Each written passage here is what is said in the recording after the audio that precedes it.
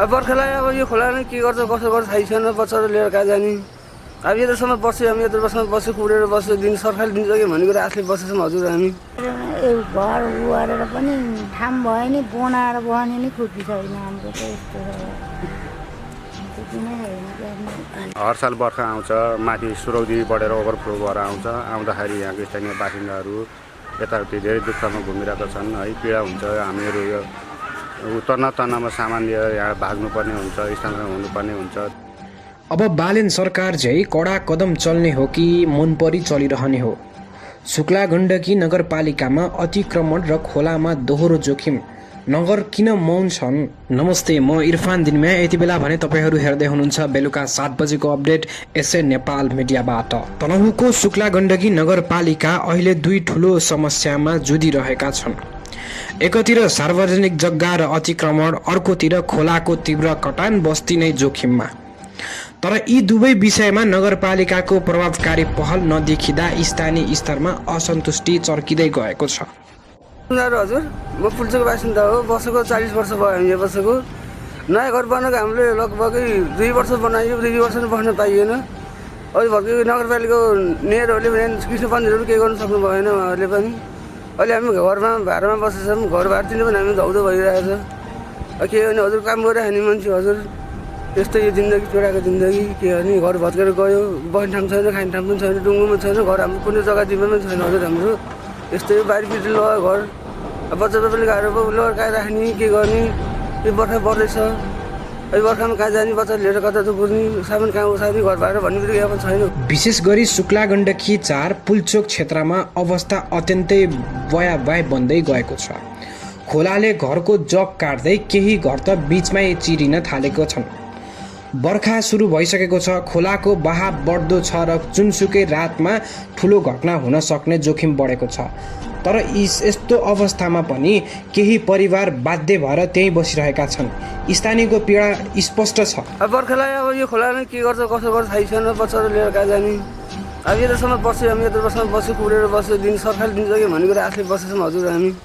अझै पनि सरहरू के पहल गर्नु भएन, नगरपालिकाले पनि केही गर्नु भएन। के गर्ने, यो खोला बढेर लागिसक्यो अहिलेसम्म। अब खोला बिस्तारै आउँदैछ, घरसम्म चर्केर गयो, फाट्दैछ। बन्ठामसम्म केही व्यवस्था गर्नुहुन्छ कि भन्ने हामी अनुरोध गर्छौँ हजुर। अब हेर्नुहोस्, यो केवल प्राकृतिक जोखिमको कुरा मात्र होइन, यो व्यवस्थापनको कमजोरी पनि हो। जोखिमको क्षेत्र पहिचान, समयमा स्थानान्तरण, तटबन्ध निर्माण र राहत व्यवस्थापन, यी सबै काम नगरपालिकाको प्राथमिकता जिम्मेवारीभित्र पर्छन् कि पर्दैनन्? तर हालसम्म ठोस कदम नदेखिँदा प्रश्न उठ्न थालेको छ। यसैबीच काठमाडौँ र धेरै स्थानहरूमा अतिक्रमण, व्यवस्थित संरचना र जोखिमयुक्त क्षेत्रमा कडा डोजर अभियान चलाउँदै कानुन कार्यान्वयनको उदाहरण प्रस्तुत गरेका छन्। उता छिमेकी पोखरा महानगरपालिकाले पनि 35 दिनको समय तालिका तोकेर अतिक्रमण हटाउने स्पष्ट नीति अघि सारिसकेको छन्। तर शुक्ला गण्डकी नगरपालिका भने मौन छ। सार्वजनिक जग्गा, बाटो, एलानी क्षेत्र हडपिँदा पनि ठोस कारबाही छैन। खोलाको घर चिर्दा पनि सुरक्षित स्थानमा सार्ने योजना स्पष्ट छैन। जोखिममा रहेका नागरिक अझै पनि आफ्नै जिम्मामा बाँच्न बाध्य भएका छन्। स्थानीय आक्रोशित छन्।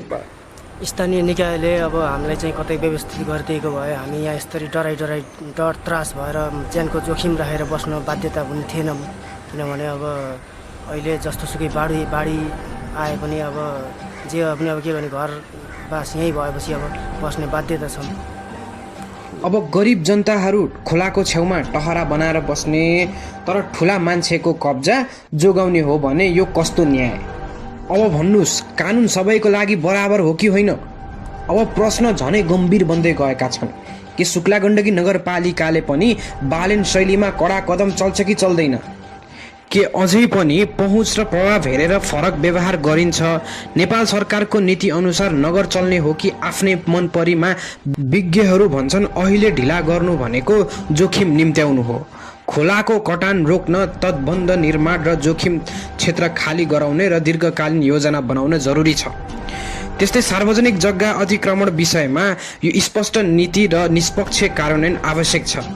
यो समय बोल्ने होइन, काम गर्ने हो। यदि आज नगरपालिकाले कडा निष्पक्ष निर्णय नलिने हो भने भोलि दुर्घटना भएपछि पछुताउने बाहेक विकल्प केही रहने छैन। हर साल बर्खा आउँछ, माथि सुरौदी बढेर ओभरफ्लो भएर आउँछ। आउँदाखेरि यहाँको स्थानीय बासिन्दाहरू यताउति धेरै दुःखमा घुमिरहेका छन् है। पीडा हुन्छ। हामीहरू यो उतर्न तर्नमा सामान लिएर यहाँ भाग्नुपर्ने हुन्छ, स्थानमा हुनुपर्ने हुन्छ। 2-4 दिन गएर अन्त कतै शरणमा आएर बसिन्छ अनि हाम्रो जाने ठाउँ कुनै पनि छैन।